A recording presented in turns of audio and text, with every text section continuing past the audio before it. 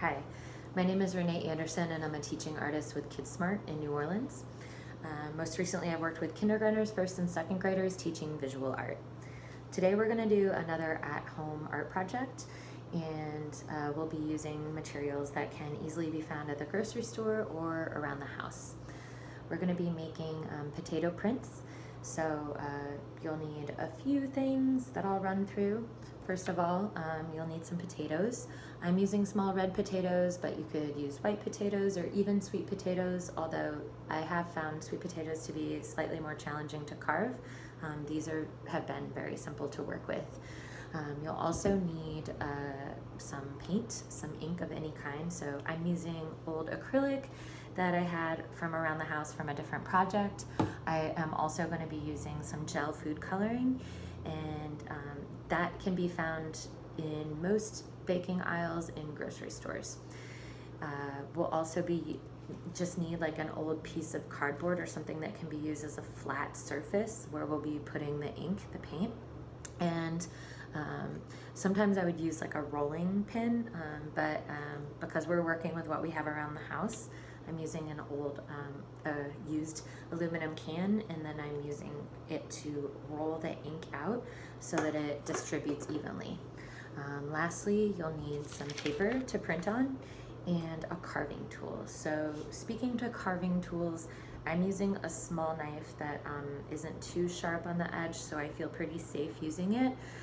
Certainly if you're working with smaller children, it's very important to have an adult present.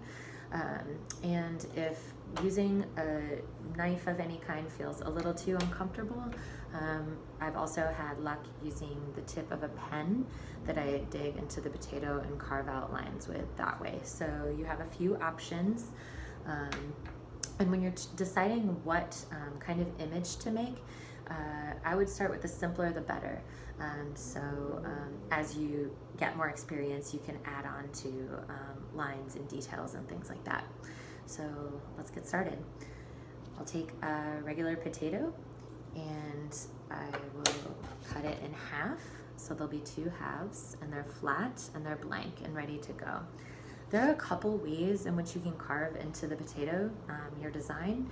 I started off by doing a heart shape, and I carved the inside out and left the background to sort of be printed.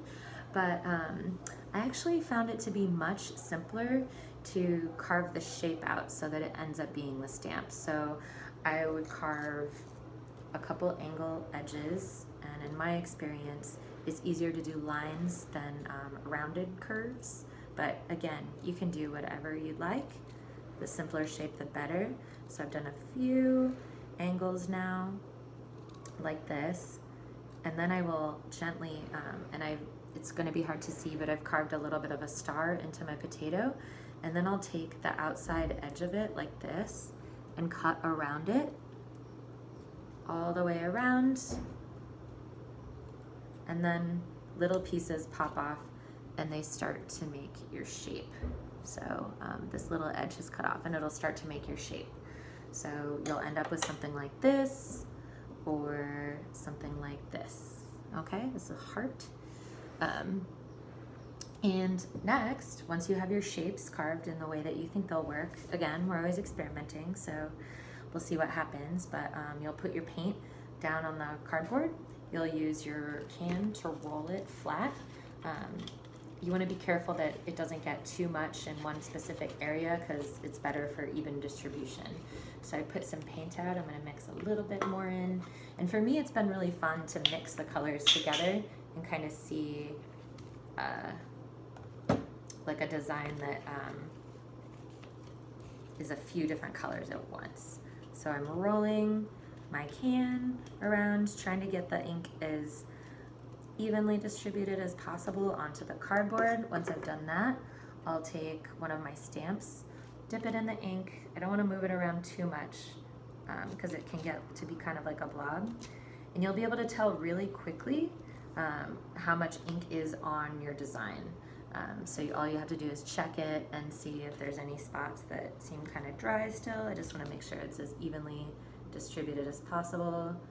And now I'm ready to try it out. So I'll take a piece of paper that I've been experimenting on, go ahead and drop it down, use my hand to kind of press, and then gently lift up.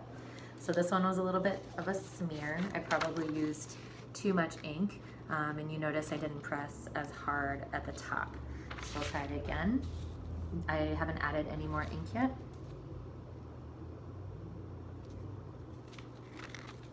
And I had a little more luck the second time around.